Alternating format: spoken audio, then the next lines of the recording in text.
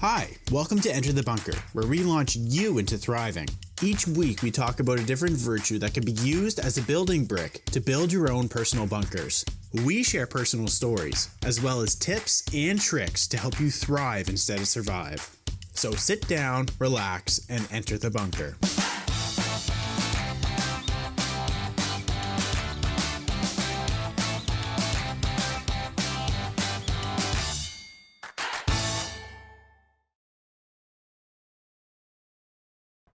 Hello, and welcome to Enter the Bunker's Building Brick Podcast, Part 2, Reverence. which I actually only just learned about. I don't think I actually knew what reverence was before today.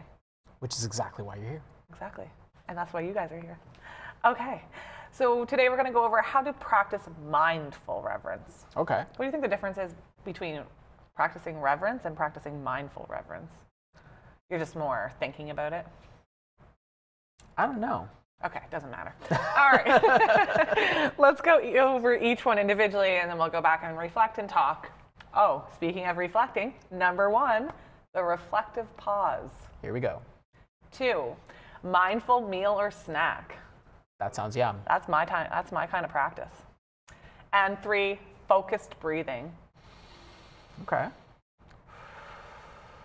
Yoga last week. Let's not talk about that. All right, so 1 is the reflective pause. It is very easy to mindlessly go on about your day, jumping from task to task without taking any time to absorb what is around us and appreciate it. At least once per day, try to take a moment to stop what you are mindlessly doing, pause, and reflect on something wonderful in life. It could be anything, a breath of fresh air after being cooped up inside all day, a smile from your children after a long day of work, or the way the clouds framed the moon last night. By making an attempt to balance the busyness with beingness, no matter how short, you will be closer to having harmony between mind, body, and spirit. So do you do reflective pauses? Yes. Yeah? I think I've probably only just started them within the past, you might have always done them but never realized it. I've actively acknowledged that I'm doing it more so within the past probably 4 to 6 months though.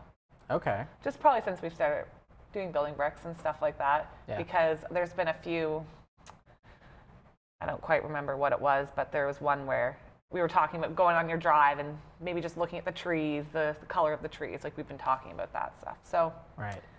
Yeah, do you?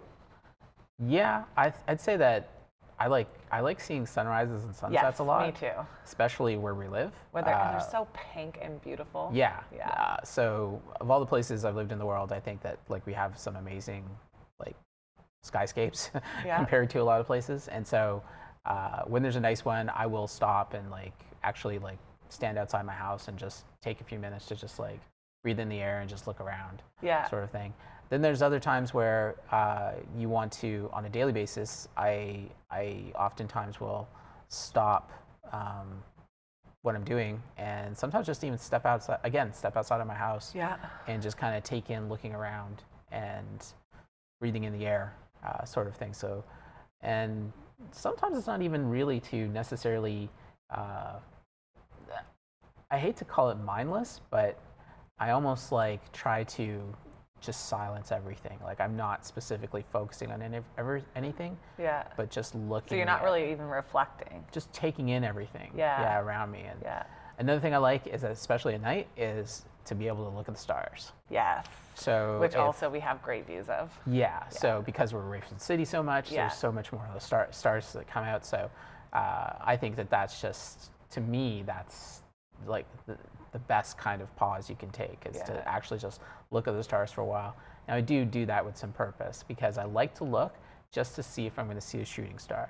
Okay. So if I see, and I think that generally speaking, I find that if I look just long enough, and it doesn't take very long, you'll see one. Yes. Right? Yeah, you will. And so it's just, and then when you do that, you have to kind of adjust your gaze so that you're kind of taking in the whole area that you could see, right? Yeah. You're not just focusing on one area, just so you can be able to catch it from like the corner where it came and things like that, right? Yeah. So that's those are the kinds of places that I think that pauses really work. I think that, but that's just me. Yeah. For other people, you know, if you're living in the city, that could be different. You know, that might be hard to do. They might still enjoy doing it, but yeah, it's not something that they can do daily. Well, it can be. Like if I was living in the city, I'd probably want to be able to step out on my balcony and just kind of listen to the sound of the city. Yeah. Even though it might not be appealing to some people, I think if I was a city dweller, it would be something that I like to hear. But being able to just sit on the balcony and just be taking it all in, sort of thing. So it sounds strange, but I think for some people that's something that they like. Yeah, I agree. Especially when it's so accessible to find that. Well, it's not. You can find it anywhere. Is what I'm trying to say. It's just a matter of finding it and taking the time to do it. And taking the time to do it. Yes. Exactly. Okay. How often do you eat at your desk while you continue to work, or rush eating something before getting the kids off to practice? Chances are you weren't even thinking about what you were eating or much of anything else aside from your next task. Try to make one meal or snack a time when you're fully present for the experience. Let all 5 senses revel in it. Allow the simple joy of eating to overcome you.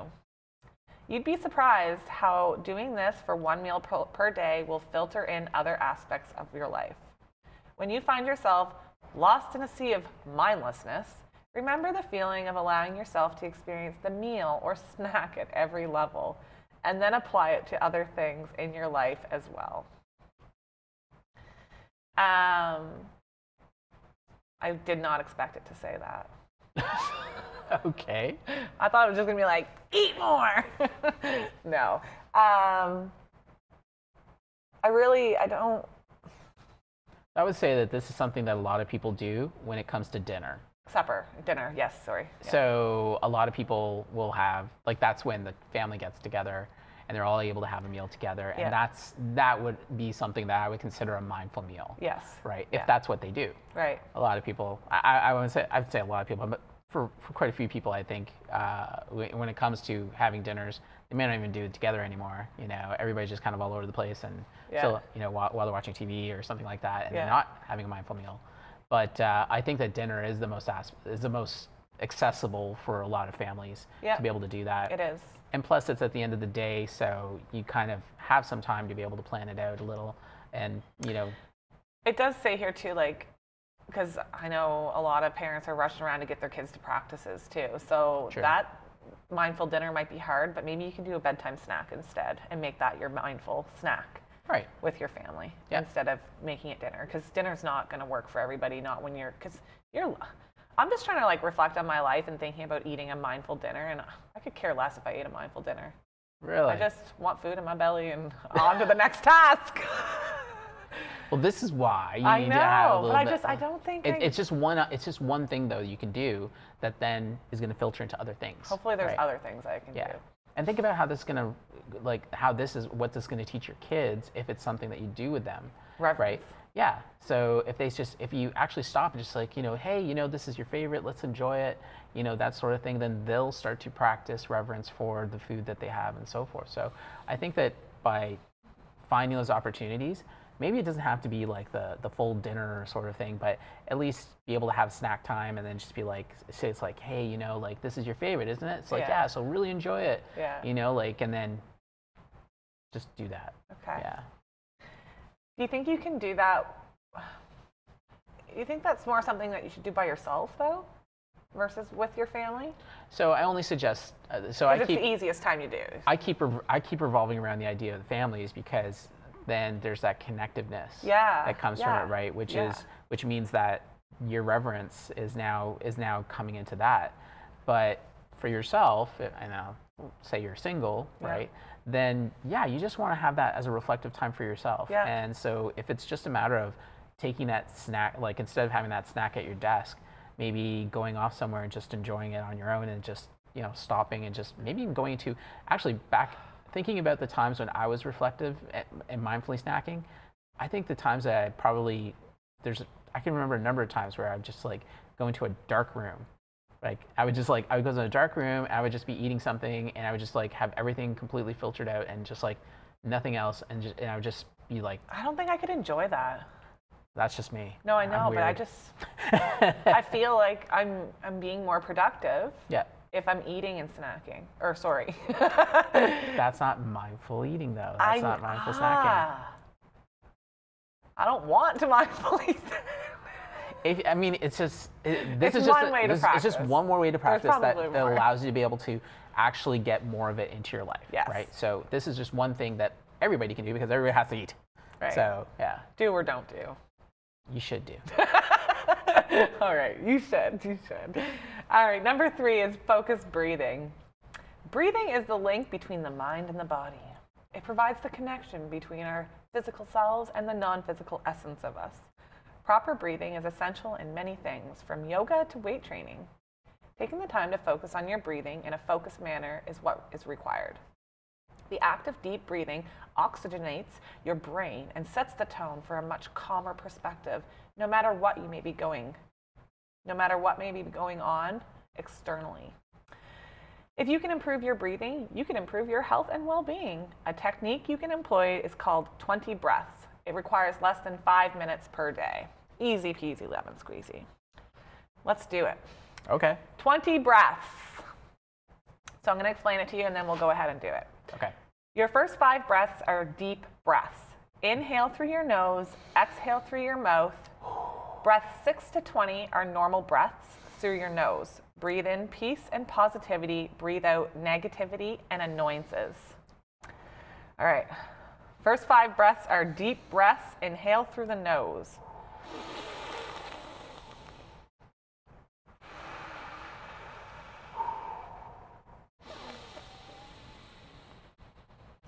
I'm way ahead of you now.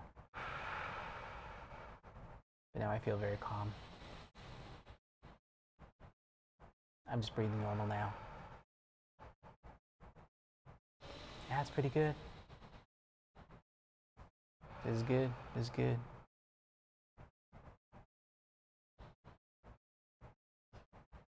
Okay, so I'm going to skip breath 6 to 20. I will do this, though, later on. Well, I was going through the 6 to 20. I was kind of talking while you were going through your 5. Yeah. So, my left nostril was burning when I was taking deep breaths. Okay. Because I think no air could go in the right one, so. Anyways. Thought y'all might want to hear that. Okay, everybody, so try that for 5 minutes. Like I said, takes 5 minutes out of your day. It's one more way to practice reverence. Yes. Mindful reverence. Yeah. So next week's building a brick is optimism. So stay tuned with us for that, and we'll see you then. We're optimistic to see you then. Bye-bye.